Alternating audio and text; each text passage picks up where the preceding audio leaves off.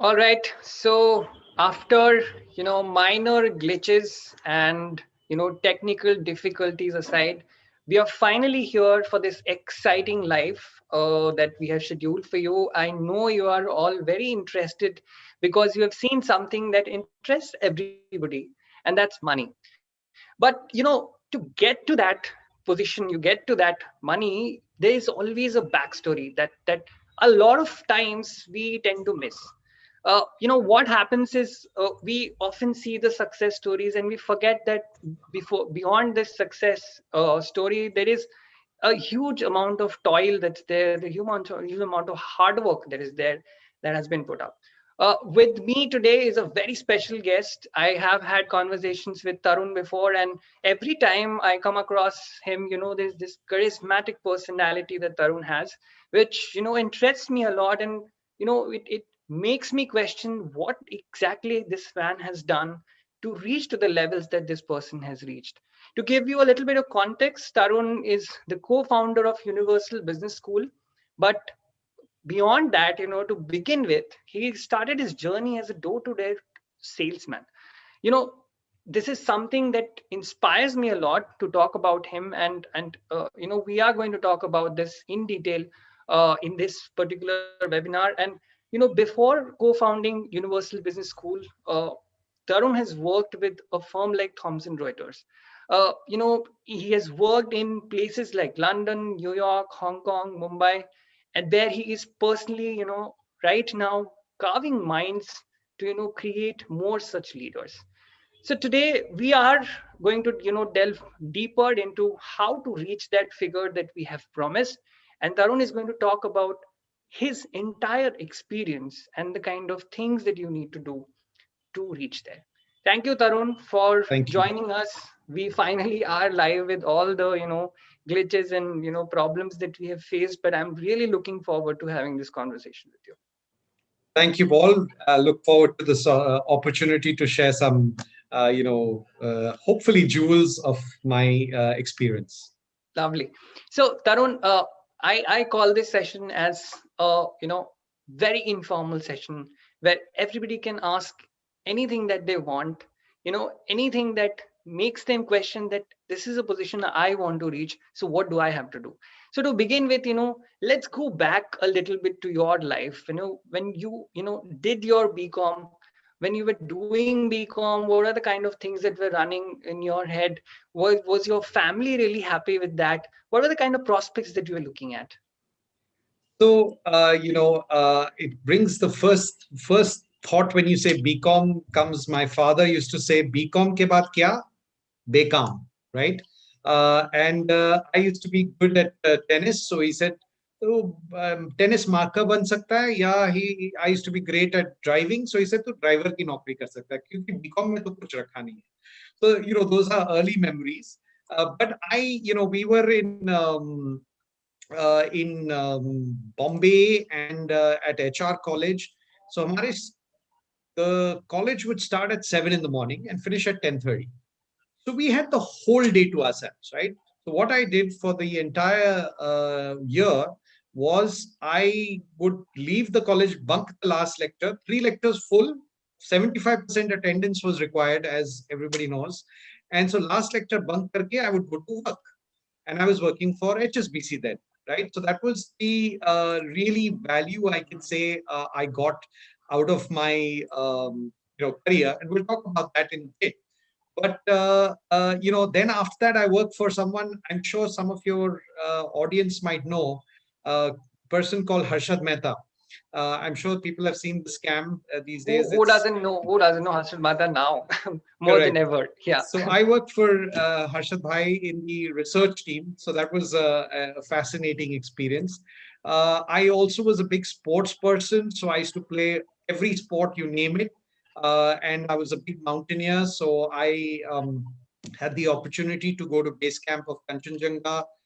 In my career, I've climbed Kilimanjaro. So I was an avid mountaineer, part of the Duke of Edinburgh award scheme. So that kept me going through the college as such, because honestly it didn't have too much more. There was so much time in the BCom, like it's not like an Right. engineering.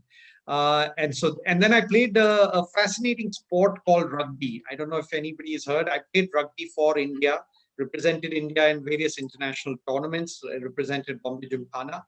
And so was very involved in any activity on college, whether it was leadership activity, debating society, public speaking society, sports. So was juggling all of these, and I think that that's really what made initially the foundation.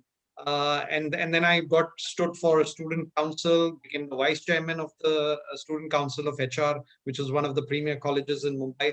So that was my BCom in a nutshell. Right. And tell me a little bit about that, Tarun. How humbling that experience was when you have to go door to door, say as a salesperson. How do you feel? I mean, सबसे पहले हमको क्या लगता है कि यार मतलब मैं ऐसा काम कैसे कर सकता हूँ? How can I be so छोटा when I've done something very big in our lives? And this is something an idea that a lot of MBAs also have in themselves. What do you have to say on that? So, it was a 1,500 rupees a month salary. So, firstly, let me put that. That was my first salary was 1,500 rupees a month. Door to door knocking on, we used to have Beach Candy, which is a very high end area in Mumbai, where I used to go building to building. Now, when you enter a building, many times, salesmen ko to is, they used to have a board outside saying dogs and salesmen are allowed. So, pehle hi aapko Absolutely. kutte ka level de diya. So, talking of humbling, or even lower than an individual, you're like the same level as a potential dog. Uh, then you find a way, trick some way to get into the door, right, inside the building. Then you go to the top floor, start ringing bell after the bell. You ring the first bell, and that time I was with HSBC, so I said, "Good morning, ma'am, I'm from HSBC." God, the door would slam on your face, like Then ring the second bell. Again, the door would slam on your face. Nobody's willing to listen to you. Now remember, it's Mumbai, one of the most professional cities. So husband, wife, both would go to work in most houses. So ringing a bell at 10 in the morning is no problem, no point. There's nobody at home. So I used to start ringing bells at 6 in the morning. Now, how happy will your mother be if I aapki ghanti mein 6 baje subah? Not too happy, right? So she's in her sleep and opens the door, and there I'm standing in a suit, literally. And I'm like, "Good morning, ma'am. I'm from HSBC. God." I used to get door after door banged on the face. It was very frustrating, very upsetting. I would actually go and shed a few tears on the terrace and saying, if I don't crack it, I'm going to lose my job, right? I'll get fired because there's a target at the end of the day. So through that frustration, somehow an idea cropped into my desperation, right? It was desperation, so an idea cropped into my mind. So I'm going to give you an insight into the idea. So when the door, I would ring the bell at 6 in the morning, the door would open. I'd say the same thing. "Good morning, ma'am. I'm from HSBC. The door is about to shut." And while it's about to shut, I would put my foot in the door, right? So the door would hit me sometimes aista se, sometimes jor se, right? And I would go dhar, dhar, dhar, dhar, dhar, falling on the floor and get up and say, ah, I think I've hurt myself. Now, the mothers are beautiful people, right? All our mothers have beautiful hearts. She thinks because of her, something has happened. So I'm like, "Ma'am, I'm just about to go. Can I just have a painkiller?" Now, उन्होंने दर्द दिया तो दवा तो देनी है. So she would go and follow through with getting a glass of water and a painkiller. Painkiller, water, just about to have it. I would stop and say, "Ma'am, I'm so sorry. I've forgotten to have my breakfast. It was early. I had to take a bus or some train. And so, मैंने कुछ खाया नहीं." So, and now every mother knows कि खाली पेट पे painkiller नहीं खाते, right? That every mother knows. So, she's committed to kind act. She has to follow through. So she would go in and I said, "Meko bas," and now I'm not asking for a double cheese omelette with French fries and toast. All I'm asking is for a cup of chai. So she's like, "Chalo taras aake, chalo chai pila ke isko bhagao," right? 5-7 minute lagte the chai banne mein, 5-7 minute lagte the to drink the tea. 15 minutes, sale done, right? I wasn't getting 2 seconds. Now I had like a lottery, 15 minutes with the customer, potential customer. So sale done. Then it was Ghanti fall painkiller chai sale.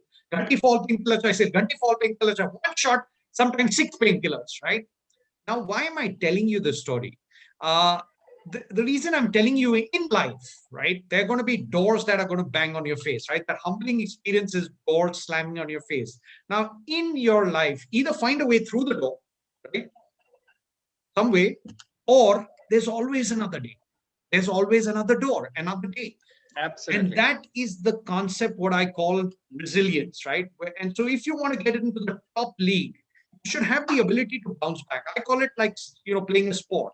Imagine you're playing cricket or football or badminton, whatever game you like. When you lose, do you say, I will never play badminton again or cricket again? No. You figure out what you're not good at, whether it's your serves or your, strokes or your fielding. And then you say, okay, I have to figure out and come back to the game, right?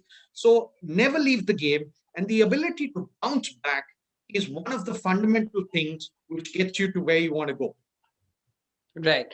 Uh, Tarun, let's move on a little bit. A fascinating story that you told me, and you reached to the mother's heart through your amazing foot in the door kind of techniques that you have had.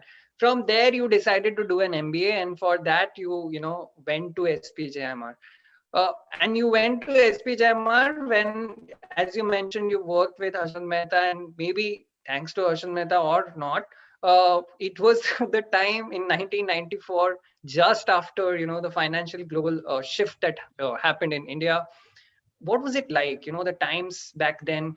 I know I might make you sound like you come from a very different age and era, but definitely that's not the case. But you know what was the time like, and what were the kind of career decisions you were making back then?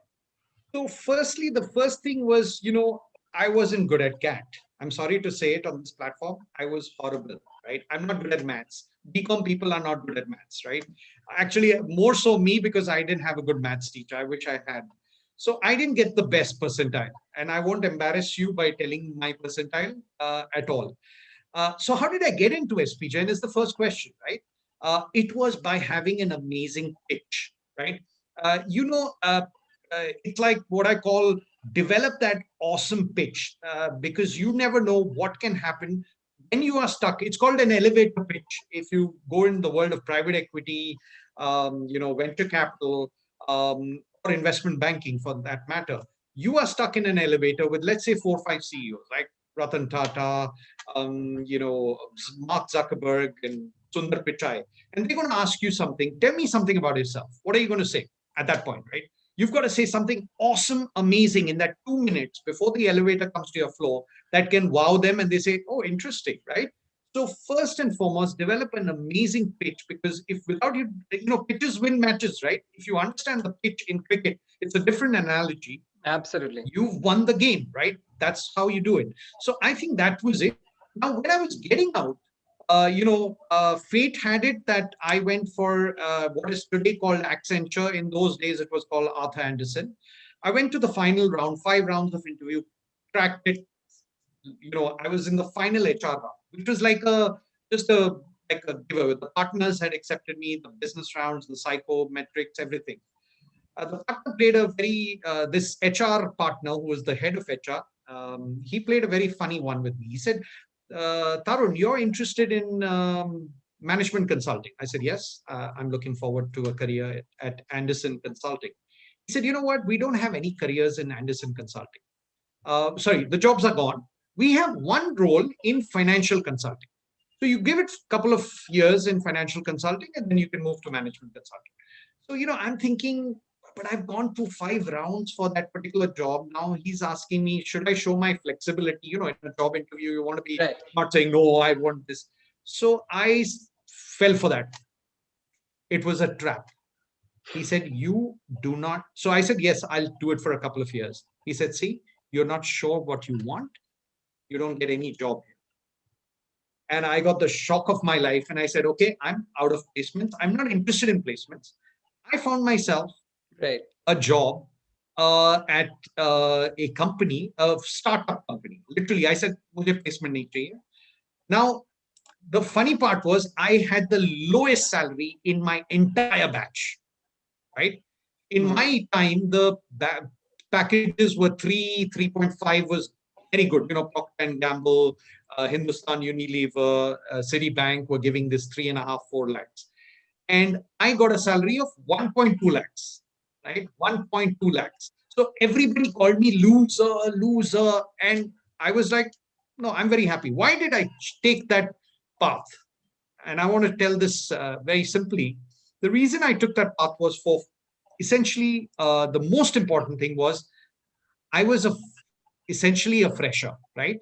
I had no post graduation experience. Yes, I'd done a couple of stints with these companies, but there was no post, like I can't say hand on heart, I had work experience. So with zero work Right. experience, I went for the designation. I was called business manager international, international business. So I was like, great. So एक बार manager का tag आ गया आपके CV में तो आप फिर executive कोई नहीं हायर करेगा, तो वहां से स्टार्ट मिल गया. Second, I was reporting directly to the CEO. So I said, I learned. This guy was a guy who's a senior guy, banker, worked all over the world. So I said, I'm a MBA finance. I learned a lot, right? And in the first couple of years, I want to just learn. So working directly. And third, the job profile. I had an opportunity in my first year after MBA to do private banking in partnership with an ABN AMRO subsidiary in Asia. I was doing treasury, foreign exchange trading. I was doing personal banking, what we call business financial services. And I had the opportunity to do investment banking in that first year. So I got a great idea to look at the entire diaspora of finance and, touch and feel what do I like. And I think that was, God sent. Now, the fun part is, although I started with Absolutely. the lowest salary on my campus, and this is not by any ways to, uh, blow my trumpet. It's all with due humility. I just want to make a point here. In 3 to 4 years, my colleagues who were the top of the class, right, who got into the multinational corporations, they in 4 years' time, with one promotion or maybe two promotions, got to from 3, 4 to 10 lakhs. In 4 years' time, my salary was 40 lakhs. So I want to tell your, Absolutely. audience, it's not how you start, it's how you finish. It's a marathon. When you give value to the company, right, the company is going to reward you. But we think that we've done our MBA and so, we are rock stars. The reality kicks in very soon. But as I said, you don't need to worry about where you start. If you're honest to give value, you're going to rock it and get the sweepstakes. Absolutely. And that's why I think in a lot of B schools, they say this thing again and again that it's always the long term. You always have to think long term as to where you want to go from here. It's not what job you bag at that particular day when the companies come in. It's about where you see yourself and what drives you to, make a bigger impact in the future. Uh, Definitely, Tarun. I mean, going forward a little bit, you worked with Standard Chartered. After that, you then became, the head of market segments at Reuters. I'm interested in knowing a little bit about how this shift took place in your life and how big that shift was. What were the things that you were handling at that point in time, and what were the kind of responsibilities that came on your shoulder? And tell us in a little bit of a detail as to how big that whole affair became. So it was a huge change because from being a banker, a traditional banker, which I had the opportunity to get into treasury and bond markets. Now that's a totally different world. Honestly, I'm surprised my boss, God bless him, he picked me for that role. Um, I didn't know anything about that. Right, I knew the theory part of it.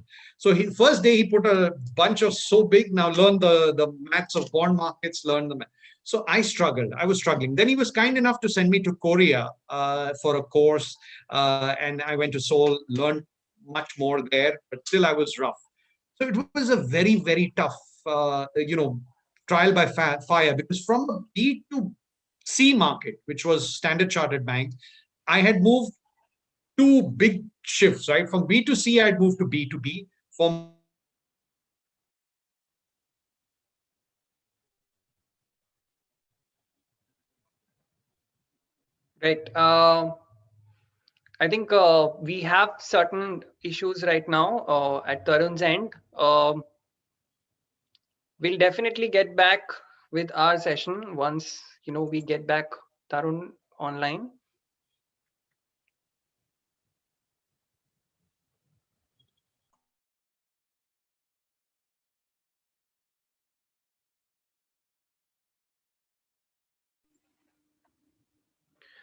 For the time being, whoever is watching this webinar, I would request you guys to put in your questions.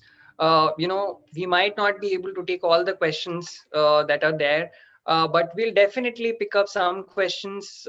You can send in your questions. You can send in your queries that you have around this. We are definitely going to, talk in detail about a lot of things that is in store with Tarun. Tarun is an exceptionally dynamic personality, and I'm sure you're waiting to hear more from him. And as soon as we fix this, we will definitely come back on this webinar. For the time being, you can use the chat window to, learn more about the UBS Institute that Tarun runs. Hi, I'm Tarun back. is the co-founder of UBS, and he's back here again. So Tarun, we can continue our conversation. I was just talking to our audience, about the kind of things that we are going to discuss further in this conversation. So taking it ahead, Tarun, tell us a little bit about your role at Thomson Reuters, the shift that happened from Standard Chartered. So sorry about that. Technology keeps playing tricks with us. So apologies to your audience. But so yeah, suddenly you're representing the company to make changes in the bond markets and the foreign exchange markets of the country. So you have an advisory role, and I was sitting in front of the Reserve Bank of India, advising very senior people, including the deputy governors and the chief general managers, which is like the most critical position, and telling them how we can change the market. So from not knowing anything to suddenly bringing about change in the markets and bringing about technology change, because Thomson Reuters was a technology, financial, and the world's largest and oldest news agency, right? So bringing that all together, getting big ticket deals done, right? Your ticket size became multiple millions of dollars when you were earlier talking about just lakhs and 5 lakhs. We used to be thrilled with a 5 lakh deal. So suddenly that language changes, the exposure changes. So it was a amazing experience. And I always go back to the point where if the first thing I did in every job I got, you get a job description. Everybody says these are the 10 things you're supposed to do. What I would do is first thing, read it, take it in, and then tear the job description and throw it in the dustbin, and then say whatever is required to be done, we will do it, right? So when you start stretching yourself, many people will say ye mera kaam nahi hai, ye dusre department ka hai. And I would always jump in and say nahi, mujhe karna hai, kyunki I want to get to the top. At the top you're responsible for everything, right? So by stretching yourself in various areas, there was an HR issue, I'm like, main karunga. There's an operations issue, main karunga. Tech issue, I will do it, right? So I learned a lot by putting my hands and as they say, raising my hand whenever there was an opportunity thrown at me. And so I would really say, if you can keep doing that, you're on the right path, because you're going to stretch yourself every time you listen to something. You're going to stretch yourself, right? So that's in my mind a very, very big way to do this. Right. Tarun, these are business talks which might or might not get into a lot of the heads of all the aspirants that, are listening to it. And we want stories from you, because you are someone who's very, very good at, telling these stories in such a way where, you make us feel that there is hope for us to, reach there and, build a kind of a role that you have built for yourself. So I want to know something of that sort. When you were in Thomson Reuters, any story that really stayed with you, any kind of roles that you took up which was extremely challenging, and then you stood your ground, or something of that sort which stayed with you, which is very funny, witty, or anything that we come across everyday life. I think, one of the things at the early stages when I was still in Mumbai, there was a Asia Pacific conference on treasury markets. So treasurers from all over Asia had flown into Sri Lanka in Colombo, gorgeous resort. Uh, the guy who was supposed to present, so we had paid in a huge amount of money for that session, right? In millions. And the guy who was supposed to present was to fly down from Singapore for it. He was the keynote speaker from Reuters, very senior guy, Asia Pacific. And I was just South Asia, which is like a small number compared to Asia Pacific. So Not this that guy, small though. not today, but in those days, yes. Yeah. So he was to come. Somehow he couldn't make it, or his flight got cancelled. So now the conference is that the speaker slot is at 11. We get to know at 10:30. I was still busy. 10:30, people are saying, you know what, he's not coming. And we like, as treasurers, they're waiting for Reuters to address. And so they asked the CEO of South Asia, so my super boss. And he said, you know what, he was from the journalistic side. So he said, you know what, I can talk journalists. This is treasury stuff. I can't do it. Then they asked the my boss level one guy he's like, no, I need time for prep, right? So then they're looking at me, and there's now 15 minutes left, right? 15 minutes left to go, and people prepare for this for months to get the presentation right, because it's a once annual conference. And they said, Tarun, you have to step up and go for it. I'm like, what? So literally it took me like, are you certain? Yes. My CEO said, you've got to do it. No option, right? I'm not prepared. I didn't know what. So I just scribbled on one piece of paper 5 bullet points. And there you are. I had to present to 400 treasurers from all of Asia Pacific. So what I'm trying to say is, sometimes you think this is like you want the world to open up and swallow you. But these are the times when you can actually just showcase your, just jump in and obviously pray that it goes off well. And that was the trigger, right? That was the trigger which changes your life. So I think there's, these are such instances when I remember when, you're nothing and suddenly people look at you and say, oh, this guy's got some stuff in him. Absolutely. So, Tarun, before we move in, because the audience is here and they are, very excited about this talk today, and I am taking one question which has come from Amit Kumar, and it's something that we can keep it as a breather. He wants to know that what are the kind of work that you did with Harshad Mehta? I mean, with all the things that we have spoken, this is something that is stuck, and I am sure why it's happening. It's because of 1992. So, yeah. Perfect. I love the, by the way, In done a short, if you can. fabulous job. That scam was very well done. I mean, there are some technical issues in terms of what they presented, but fair enough. We were inside it, right? So I was at the bottom, right? This was when I was 17 and a half years of age. So I was no big shake there. But yes, I was in the research department. And to me, that was the most amazing, all this, I don't know whether you remember the stocks. There was the Castrol stock going through the roof. There was the ACC stock. And I remember doing research on them. So how did we do research? We did truly like cutting edge breakthrough research way back in 1991. I'll give you an example. So, and I feel pride, but I'll tell you what I was doing. I would go from Kolaba, if you know Bombay, Kolaba is at the tip to Bandra, right? From petrol pump to petrol pump, full like a month, just from one petrol pump to the other petrol pump. And I would ask the guy who would drive in his car and saying, which lubricant are you using? And just make, okay, Bharat Petroleum, Hindustan Petroleum, Indian Oil Corporation, Castrol, right? Just tell me that. One question. So spend 2-3 hours at a petrol pump and go to a different location like that, in 1 month. And then I tallied all of that, and it was astounding. Direct. And then, it went through my boss, and my boss's boss was Ashwin Mehta, who's the most brilliant guy I have ever met. Ashwin Bhai would, on obviously all the other factors, but this one input, and then Castrol was the season, and anybody who went to Castrol went through. Same thing we did with ACC. We used to go to I used to go to every construction site in Maharashtra and Gujarat and ask the builder or the contractor, kaun sa cement bag use kar rahe?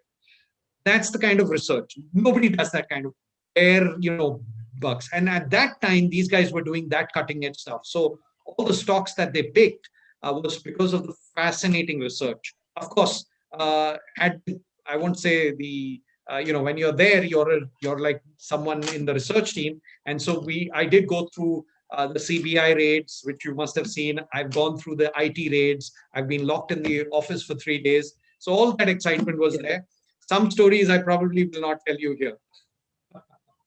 And if I see you in my campus. And for that, Absolutely. I'm really interested and intrigued to, know more. Definitely, I'll always pay a visit and then we can have a chat on that.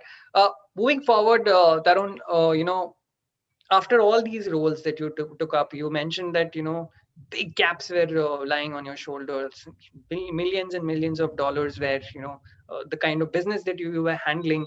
There were a lot of money that was at stake. From there to, starting or co-founding your own business institute, what was the drive? Why did you think that there is a need that you need to, fill when you came to India, in terms of the business education, and how the UBS basically journeyed? Paul, before I go to that, I just want to tell one very important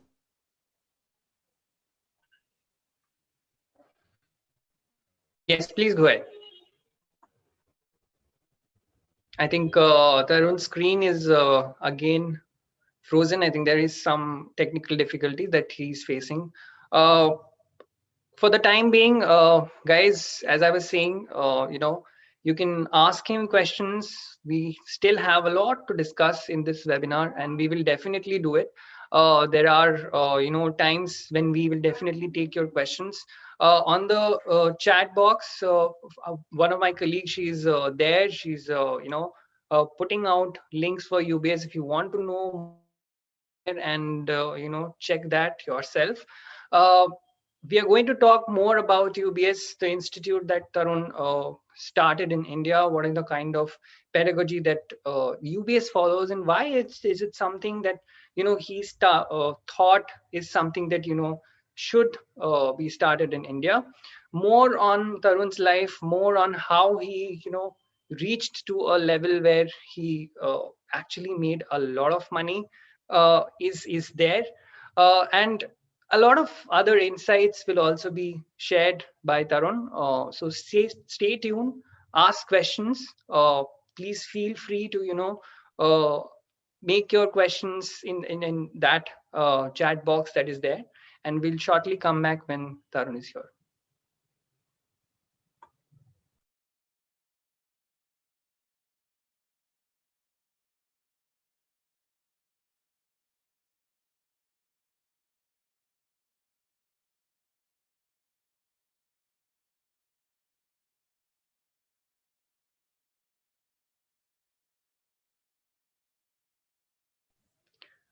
All right, Tarun, I think you're back. Uh, yes. yeah, our audience is definitely waiting for you to uh, Yes. appear and continue our story Can you forward. hear me? Yeah, Can- I can hear you, Tarun. Yeah. Okay, great. So, so we had this global management team, and we were, every quarter we used to have a discussion on what companies to acquire, what deals to do, what businesses to enter.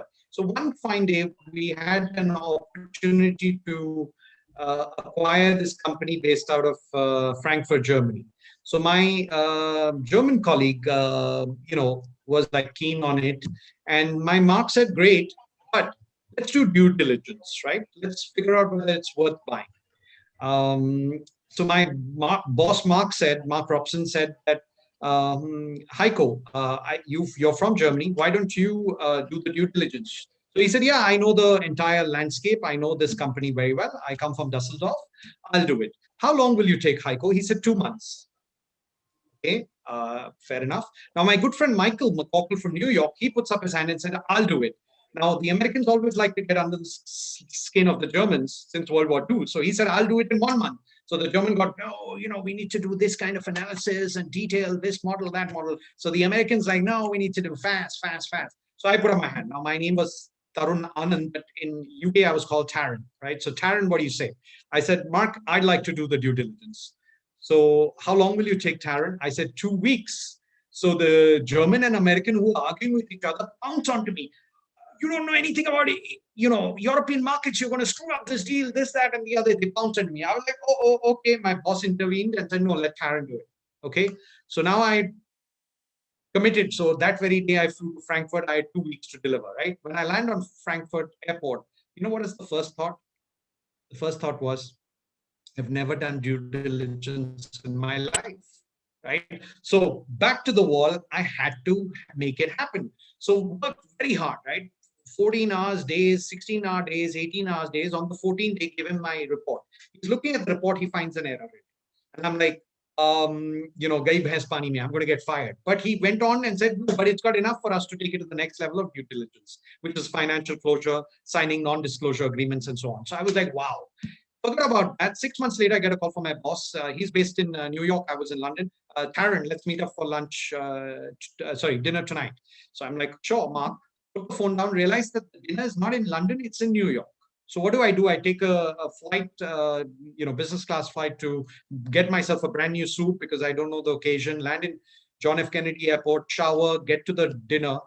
At the dinner at 7 p.m., my boss opens the most expensive Dom Perignon champagne and he says, congratulations, Tarun, you're the new global CEO of the treasury business.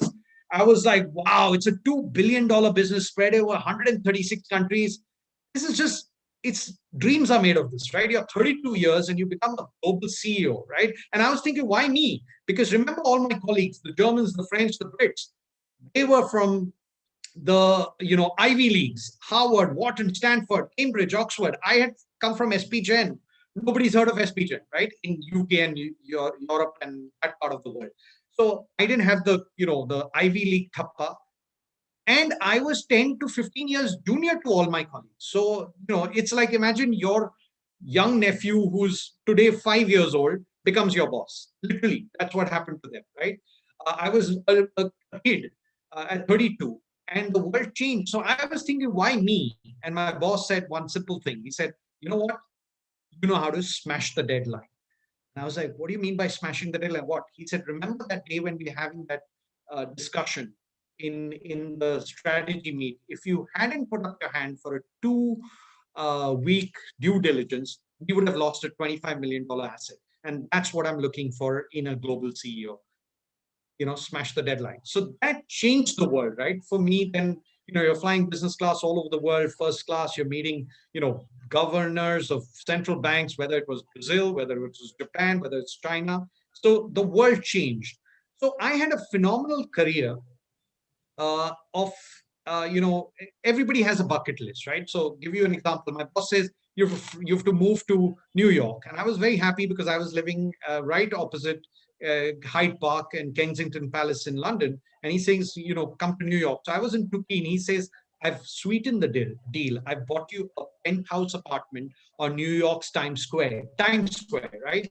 With downtown New York, Empire State on your left, Hudson Bay flowing, Queen Elizabeth II and Intrepid, the Naval Warfare Museum standing there. And only Hollywood stars stay in penthouses in New York City. And suddenly I'm in that position. So, life changes. And then I'm just trying to give you guys a sense that then I moved to Hong Kong. And there also, my boss is like, where do you want to go? I said, I want to go to Hong Kong. He said, not Japan. I said, no, Tokyo, different language, different culture, might be difficult to adjust. He said, Australia. I said, no, they're racist. He said, Singapore. I said, no, you know what? Disneyland with the death penalty. So I'm left with one place, which is Hong Kong, and I had to do a lot of business with the Chinese government. So I picked. So you can pick the city. What I'm trying to say is you can pick where you want to go. And then he says, there's a penthouse there with 2 swimming pools. I'm like, why one in case you get bored of the other? What I'm trying to say is the red carpet is rolled out to you, right? Literally, the red carpet is rolled out. So having done my bucket list, which was, you want to be a CEO, anybody wants to be at the top of the firm. So you did that. You want to be working in finance, then London, New York, Hong Kong. It doesn't get better than that, right? No centers are bigger or better than that. So you've done all of this. I was going to the World Economic Forum, meeting, leaders of all the multinationals in the world. And I could see that, on the panels which I was there, people would say, every issue in the world can be solved with education. And I'm like, okay, these guys are talking about it, but why isn't they doing it? So I've always been a guy who says, walk the talk, right? So I said, fair enough, I'm going to do it. It also helps that there's a little bit of what I call education in my blood. Both my parents happen to be professors. My mother was a PhD. My father taught at SP Jain, JBIMS, and Sydenham and Narsimonji for 35 years on weekends.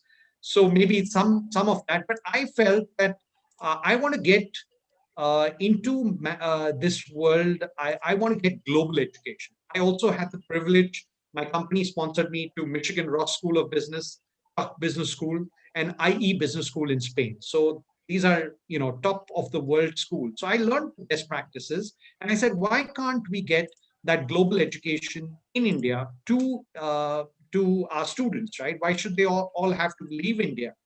So that was one of those things. The second thing was I wanted to make sure that I went to colleges around the country and I saw management schools and I saw the guy teaching leadership has never been held a leadership position. Now that doesn't make sense to me. A guy teaching you negotiation has never negotiated on big deals, right? I've had the privilege of negotiating with the Russians, the Israelis, the Chinese, the Brazilians, you name it. So I can teach you. So I said, we're going to make sure that at our business school, and I got 60 CEOs on board. These are CEOs of top companies like JP Morgan, Deutsche Bank, Barclays, GE, Novartis, all over the world, to come in and say, we will get industry people to teach you, right? Because what we felt, Paul, was that, if you have to learn cricket, you have an option of to learn from Tendulkar or Virat Kohli versus a Harsha Bhogle. Now, Harsha speaks very well, but he's never played any cricket, right? First class cricket, for leave alone international. Who would you pick? Clearly a Tendulkar, because he's faced every ball in every condition with every bowler. So that's what we said. We want the guys who've really done the batting to do the teaching in this case, right? And then the other Right. thing which I felt was we can transform the education space is learning by doing. We felt that, you learn to ride a cycle, you never read a book, you just get onto it. Management is a practical science. The more you learn, the more you do it. And that was the sense of our experiential learning program at UBS, right? Where we feel that you need to have 80% practical learning. And I was seeing, to me, that is the defining moment. And if you want, I'm happy to give you a couple of examples of Right. that, if we Very have the time. absolutely. So, very quickly, Tarun, I'll take a few questions. There are a lot of people who are asking a lot of questions. Just um, yeah. I'll take this one question by Harsha Singh. Harsha Singh is asking, any advice on someone who is not very sure in which specialization to go before joining the college for MBA? Like you said, you wanted to go for management consulting, then went into finance, and then IB and being successful. So, any carved out path that they're asking, is it there that they can, follow? So I think, one thing is very unfortunate. Some schools, business schools do this. They make you choose in the beginning. I think that's not right. And I'll tell you my theory. I believe it's like, an analogy is you walk into an ice cream shop. You don't know which ice cream you like, right? Or which pizza toppings you want. If you could taste everything, you would have a better idea. Yeah, I love this, right? So I always say in a business school, first year, you're going to be exposed to everything, right? Every field.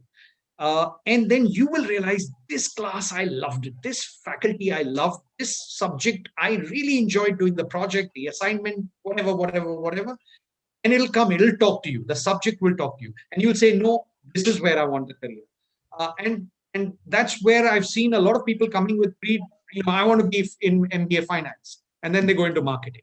So I feel that institutions should give you an open hand to experience, immerse yourself in the subject, and the one which you enjoy the most, to create a career in that. If you do that, you're going to be loving it for the rest of your life and doing very well. Absolutely. Going back to our conversation with UBS, you said that you wanted the CEOs to be part of this curriculum. Giving information to students, giving education to students who have already done that in their life and have the experience. That's something you call it as andragogy as well. And that is being followed at UBS for the years that you are in practice.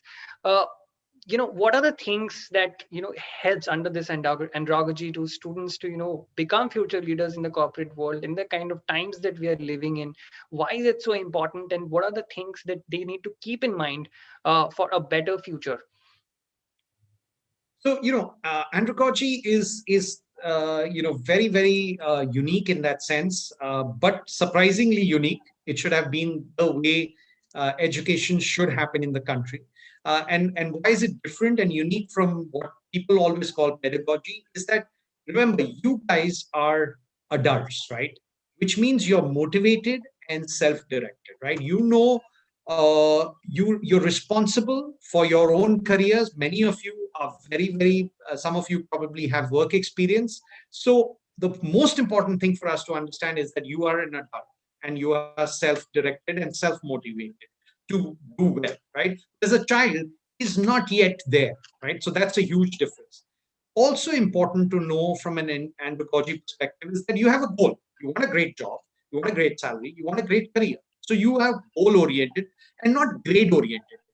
In the 10th standard or 11th standard, the role is I want to get to the 12th standard or the first, it's a great focus. You're also focused on, you want to understand why you're learning a subject, right? It's not like you have to do it because it's required. So you are going to question the faculty and tell me how is it relevant in the world. And you want us to transform you by making the subject come alive, which I was talking about, right? The practical, experiential, immersive, action learning. These are various words, right? And the other most important thing about the andragogy is that we are equal, right? You as a student and me as a faculty, yes, I might have a little more gray hair, probably, but I'm also learning in the process, right? And therefore, it's not the traditional sage on stage, guru, bow down. It's a guide by your side, right? So your ideas, your expressions, your experiences enrich the classroom beyond what we bring to the table. And when you have you go to a class in Harvard or Wharton, you will see that you learn 50% from the faculty, 50% from your peers, right? Now that's why I call it andragogy and not pedagogy. In pedagogy, there's no space for this, right? So that's what we have consciously done in our world to make this come alive. Now, coming back to the point of, from a CEO perspective, I feel, I'll give you one example. So the day you join Universal Business School, you can join a company the same day. In 6 months, you can become a team leader, and if you're awesome, even a vice president of this company. It's a private limited company. We're the first of its kind in the world. In another year's time, you could even become CEO of a company. Now you are managing a team of 100 employees. You're hiring, you're firing, you're making profits, you're making losses, you're making decisions, you're making strategies, you're coming up with new ideas, productizing it, implementing it, executing it, managing the balance sheet, signing on the balance sheet, paying income tax, right? Doing all the company law requirements, right? Filing for all XYZ. So what I'm trying to say is, while you're doing your MBA, you're actually running a company or running a division, right? Imagine when you leave the campus and you say, I'm a CEO of a company. You're like, you just graduated and you're a CEO, and that's the wow factor. So that's why companies say, wow. And we call ourselves the CEO factory because we make 3 CEOs every year. So I'm just saying that's what I call the whole andragogy of making you do what you learn in the classroom to actually implement it outside. That's a great insight, Tarun. And these CEOs, the startups, the entrepreneurs, the one thing that they go through in their lives is definitely failure. What we have heard so far in your story is the kind of success that you have reached, the kind of peak that you have garnered, and then comes a sudden stop, and then you fail, right? And that is also a very important factor in your life to grow, because when you fail, then you realize and you stop and then you see what I have done wrong, and then you put your inputs and go beyond that. How important do you think that aspect is, and if you can share certain elements from your own life, as a learning or a teaching for future MBAs? So, I'm privileged to be on such a platform for one and only one reason. I have taken a million risks in my life and failed a million times. Just wait a minute. You just all just said super duper success, and I'm saying I'm super duper failure at the same time. I'm not saying I'm not a success. I'm saying I have failed as many times or more, actually, possibly more. Now, people will say this equation doesn't work. Either you're up there or you're down here. You're saying you're both. I'll explain this quagmire with an equation. When I risk, I fail, I learn. The person who takes no risk has zero failures, zero learning. In this crazy world that you're all in, VUCA, volatile, uncertain, complex, ambiguous, right? The world is the most unprecedented, unpredictable it hasn't been. And if you watch your TVs yesterday on US, some of those signals will tell you in 200 years, something hasn't happened, right? So that's the kind of world you are. How do you navigate this crazy world? The only way you navigate it by accelerating your learning. How do you accelerate your learning? By taking more risks, because you will have more failures. Now it's 100% great. I'll give you a simple example. If we go to a beautiful garden, right? We walk around the garden. You're enjoying the atmosphere, the trees, the birds, the grass and flowers. And I say, guys, before you entered here, I planted 100 poisonous cobras. You're going to like, and the slightest you're going to hear, you're going to be like on 30,000 alert, right? What just happened to you? I added risk to the equation, risk of harm, physical body harm. You will hear things you didn't hear before. You will see things you didn't see before. You've just expanded your capabilities. Your faculties have expanded. That's what risk does. It stretches you. We don't use less than 5%. We use less than 5% of our brain power. And 95% is dormant. The more risks you take, the more you're going to stretch yourself, the more you're going to learn, the more you're going to know what you can do in the world, right? So that's the magic of taking risks. Now, coming to failures, I'm going to talk of just one quick failure, biggest one. So I set up a company. I got $90 million funding from Chicago Mercantile Exchange, which is the world's largest exchange, and Reuters, $45 million each. It was 50-50 JV. So I presented my idea to the two boards. We got, a bunch of us got this entire project. We went into the market. We were rocking it. We were doing 5 yards of trading a day. It was the world's first FX exchange, right? The world's first FX exchange. We were doing 5 yards a day, which is $5 billion a day. It couldn't have been better. Then the financial crisis hit in 2008, if some of you remember. Lehman Brothers went down, Bear Stearns went down, AIG went down. Morgan Stanley and Goldman Sachs were on the verge of going down. JP Morgan was bailed out. Goldman, all of these guys were bailed out, right? So our company these were our biggest customers, right? So they just said, no trading, we are off. So we had a choice. The board decided to kill the company. So I lost $90 million for my company, $90 million, right? This time I was in Hong Kong. So I was obviously not happy because I had to go to 5-6 countries, from Tokyo to Singapore to Sydney, to close offices, fire all my staff. And I was not happy, right? It's not fun to fire your entire team. And I said, I'm done with this. My boss, Tom Gloser, the chairman of Reuters, said, no, Tarun, why don't you work for us in London, New York, whatever position you want? Like, I've just lost this guy $90 million. He wants to give me a job. I was like, it doesn't make sense. And he kept chasing me. And he said, no, you're an investment. And I'm like, what's loss kiya hai yaar? Loss on the balance sheet is some place and investment on the balance sheet is a totally different place. Why is he saying this? I forgot about it. He chased so that I could become chairman and managing director of Thomson Reuters South Asia. And in 3 years, I made $350 million for him. Now I realize what he was saying, right? So that's the concept, right? No loss. And the smartest guys, even I didn't know this, right, till a decade ago. And when I made a big loss, he thinks it's an investment. That's what the whole thing. You risk, you fail, you learn. Absolutely. And nothing can be more apt than this, in the kind of world that we are living in currently. The kind of global juncture that we are in right now, how vital do you think, is to think locally and act globally, which kind of blends with the idea that UBS has. And how do you think your institute is making sure that that happens and students are becoming the leaders of the future? So, firstly, we said we want to do something different in India. We don't want to be a run-of-the-mill business school. So we said we will partner with world-class universities who are highly globally accredited, right? And top rankings in their respective countries. So we've partnered with Cardiff Met University, 150-year-old university, British. We partnered with Swiss School of Management. So we wanted Swiss curriculums to come into our campus. We partnered with Insect Business School, AMBA accredited, to get the French. It's a top 10 ranked French business school. We partnered with the University of Dallas which is an AACSP accredited school. We partnered with University or Northeastern Illinois University, another AACSP accredited school, Lincoln University, 100-year-old university, University of Economics, 100-year-old. What I'm trying to say is we partnered with the best business schools to say we'll give you a global curriculum.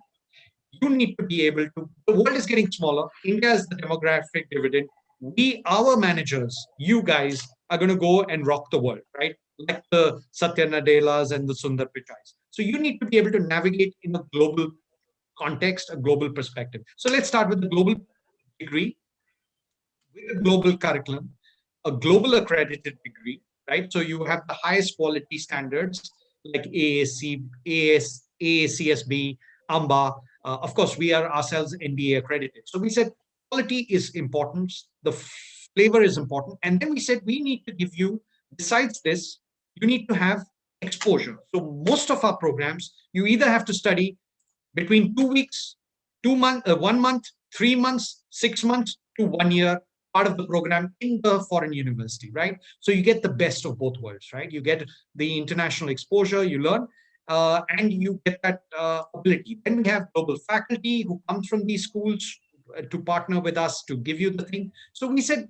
preparing you for the global world, obviously with the Indian context, right? That's what we bring to the table with our partners.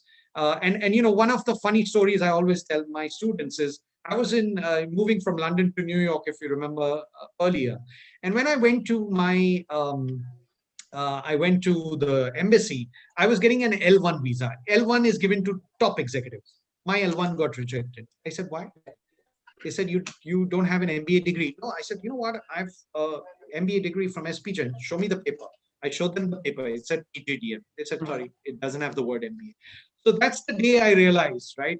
I could have lost my entire career. I said, why can't I give you a dual passport? You get your PGDM, you get your global degree, you get best of both worlds, right? Get two passports. Why are you settling for one and get the exposure? So that's what we do from a global standpoint. From the preparatory standpoint, to get them, prepared for the challenges, the corporate world, the uncertain times. I think the world has moved from, companies come to our campus, and I've been a recruiter myself. I've gone to Columbia, I've gone to Cornell, I've gone to Stern to recruit students. It was traditionally knowledge. It then moved to they want skills, and of course, attitude is why you get hired. So we said, okay, knowledge we will give you through experiential learning. Now, what we've done is we want to get you the skills, right, which are required. So everything we do from experiential learning moves into a skill, right? So we have I'll give you a few examples. We have a management of sales program, right, which is what we call the SAVI model: self-assessment, validation, intervention. So you come in, and that's where you know where you are, where you need to go, and we then make interventions. In this program, you will learn professional skills, networking, negotiating salary, and so on. Of course, grooming and business etiquette is very critical. Then we have an internal mentor who tracks your performance against the interventions that you need to do. And we have an industry mentor. So you have two mentors who are guiding you through this program, right? And make sure that they focus, the industry mentors focus on things like agility, adaptability that you will have in the scenario building, because that's very critical in today's world with the scenarios changing so rapidly. How do you deal with conflicts? And the industry industry mentor is focused on self accountability, commitment to deadlines, and awareness of the industry, right? Then you have to write a research paper. You have to publish a research paper in our call. So that builds your critical thinking, problem solving, analytical skills. Then you have to have a leadership role in one of the institutions. So collaboration, teamwork, customer orientation. So like that, we have multiple things. Everything has been tracked to a point where we will track your skill, what we call radar, right? And that's how you're going to get ready in the world to take on Absolutely. the world of business. Right. Tarun, we mentioned in our title, we mentioned that to people that, we will tell them the secrets of reaching to a salary range of 5 crores, right? And through this entire 1 hour, you have shared your journey. You have shared how you have, acquired that space for yourself. uh, Thank you very much for all the information, for all the, tips and guides that you have shared. Thank you very much for sharing your own story. We don't get to hear such raw stories a lot from people who have seen the corporate world. uh, any last words that, that you want to convey to students to reach to that magical figure of 5 crore that we have promised? So, I think the most important story is get into the game, right? Many of us hope, but we pray from the sidelines. You cannot win a match by playing on the sidelines. Get into the game of life. Jump in. You're going to get hit. That's fine. There's no problem. And I'll go back to the basics, right? And I'm going to, quick recap as we professors are used to doing. Taking risks, take risks, right? Just throw yourself out. It's a win-win. If the risk wins, it works out, great. If it doesn't work out, you learn, right? So taking risks is fundamental to get to that 5 crore salary mark. If there's one thing which got me there, was this: smash deadlines, right? Basically, it's about making sure that you do far more than what is expected of you in anything. And then what we call continuous improvement, right? You got to keep getting better at it. You can't stop because the world is moving and at a frenetic pace, so you got to keep up. Third is develop a pitch, right? Because you never know what the world. I had an opportunity to meet Mr. Ratan Tata once. The world changed after that, right? So you never know when that door opens. My pitch helped in getting me my SP Jain interview, right? Cracking it, right? I only built it to the pitch. It was so beautiful. It just floored the guys. We have what you call a panel interview in SPJ. There are 4 or 5 panelists. In my time, there were 4 and 4 students on this side. 45 minutes or 50 minutes. Out of that 45 minutes, I was speaking for 30 minutes. I knew I'm in, right? So a pitch can change the game for you, right? So I would say do that, and then enjoy, life. Just tear that job description, reach out, volunteer, and make sure that you build your career on 3 factors, what I call the triple bottom line. If you want to rise right to the top, where you get these $1 million salaries, you think on what is called the triple bottom line. Profits is important because it's sustainable. It keeps the organization going. So it's the fuel for the organization. But the other 2 elements for me is the environment. We are very, very clear. If you don't take care of it, it's going to come and hurt us. What used to happen once in 10 years is now happening twice a year. And it's only going to accelerate and it's going to cause devastation. So think about your career in the context of the green, sustainable ideation, which you can bring to your companies or your entrepreneurship journey. And finally, it's the society. We live in a society. So societal is the third angle of the bottom line. And COVID has taught us that we cannot just live in a isolation. We need to work with the people, some not so fortunate. And if you can do all of this, you are ready for the top league. Great. All right. So that brings us to the end of this session. I really like, keep talking to you, Tarun, because of the kind of insights that you shared beyond business, beyond the life that you have already lived, the kind of experiences that you have had from the very early days of, the doors being slammed on your faces to, being, on top of that business game and, having those 2 luxury pools for your service. You have had a very illustrious life, and I hope that the kind of, goal that you have with your institute, you fulfill that in the time to come, and, produce more future leaders in the future. Thank you very much. Thank you so much for this wonderful opportunity. Thank you so much.